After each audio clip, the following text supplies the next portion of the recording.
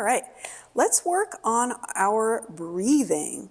We want to reestablish that good diaphragmatic breathing so that our back gets the support from a good breath. We want that expansion and stability.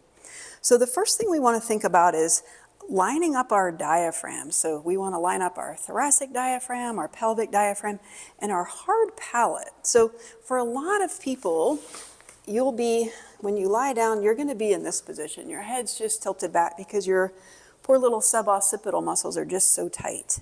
So what I'd like you to do is perhaps put a pillow under your head. That might help support it.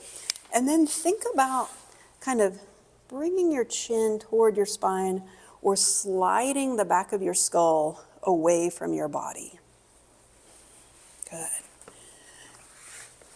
Now, I'll usually have folks put a hand in the crease of their groin and then maybe another hand on their upper chest. A lot of people are very chest dominant with their breathing, which is overusing their neck muscles and preventing the diaphragm from descending well. So one thing you might want to work on is quieting the chest breathing. So if you put one hand on your chest, you can think about just keeping that hand totally quiet. All of your breath should be pouring down to your underwear and filling back in from the bottom up. Good. Don't be frustrated if you're struggling with this.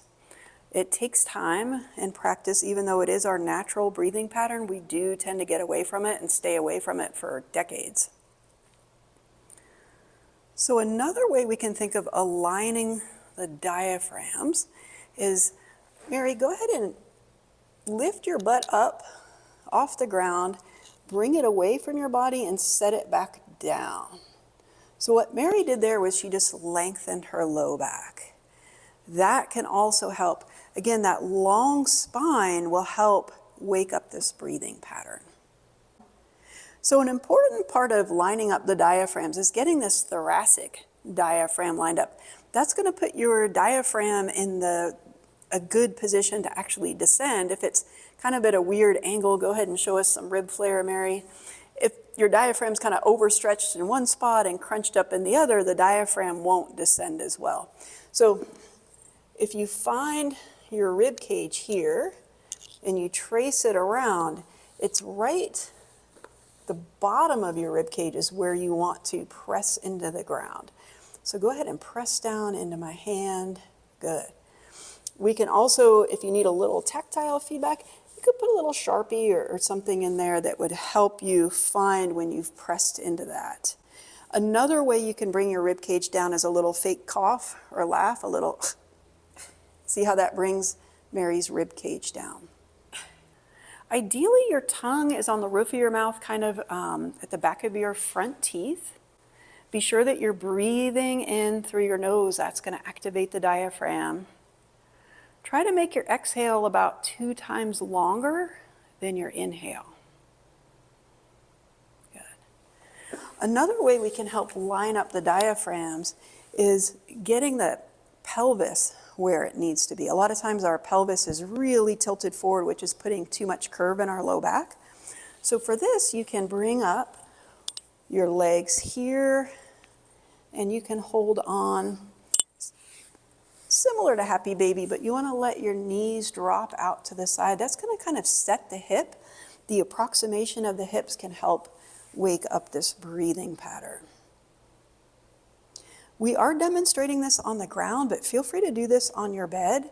And if you are doing it not on the ground because you don't like getting up from the ground, come see us and we can help you with that very important movement pattern. Good.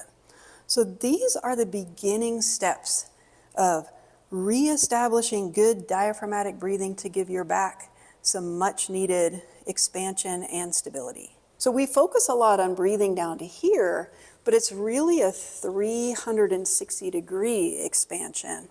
So once you have this dialed in and you want to up your game, you could put a little tennis ball right here, and that gives you something to breathe into, to focus not just on outward expansion, but more lateral to the side expansion. And at the same time, you're also breathing low into your spine. It is a 360-degree expansion. Okay. Some people really struggle finding the breathing when they're on their back.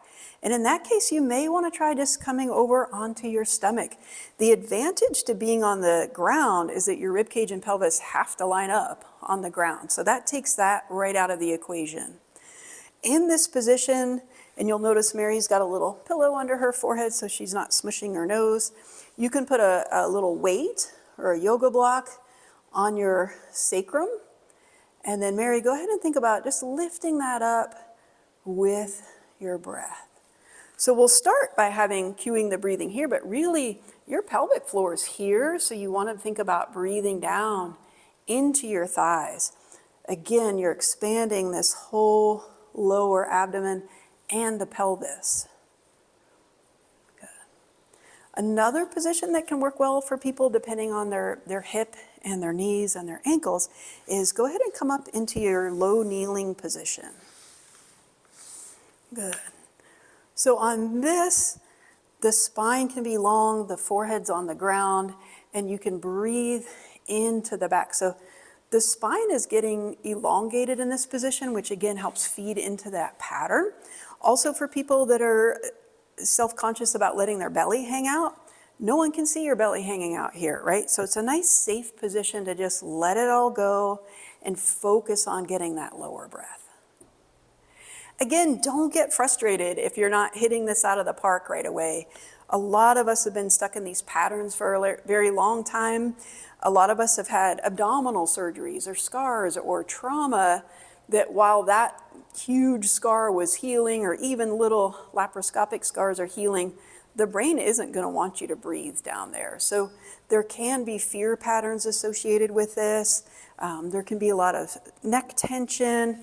There are a lot of things that go on that can prevent this type of breathing. It should feel effortless.